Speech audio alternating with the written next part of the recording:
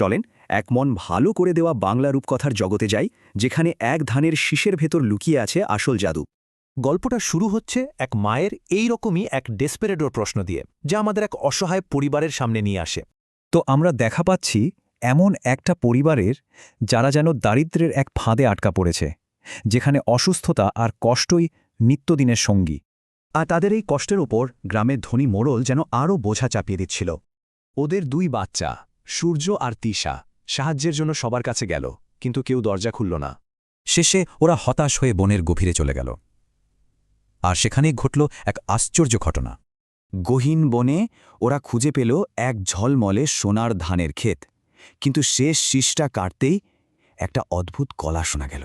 আর সেই শীষ থেকে ভেসে এলো এক পরীর কণ্ঠ, যে মুক্তির বিনিময়ে তাদের সব কষ্ট দূর করে দেবে। আসলে পরীটা এক বিশাল আত্মত্যাগ করেছিল।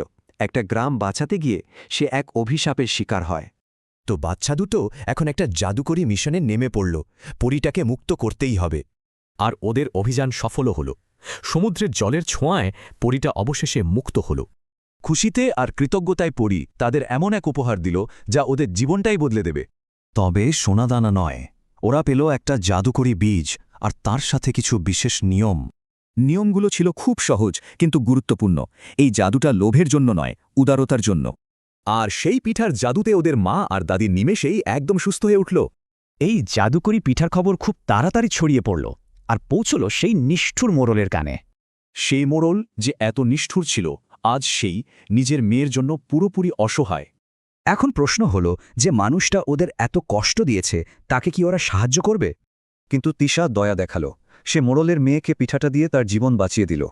তিশার এই উদারতায় মোড়লের মন বদলে গেল। সে কৃতজ্ঞ হয়ে ওদের অনেক উপহার দিল। তাহলে দেখা যাচ্ছে ওদের ভাগ্যটা শুধু জাদুতে ফেরেনি, ফিরেছে ওদের দয়ালু মনের জন্য। তাহলে গল্পের আসল জাদুটা কি? পরীর শক্তি নাকি মানুষের ভেতরের দয়া?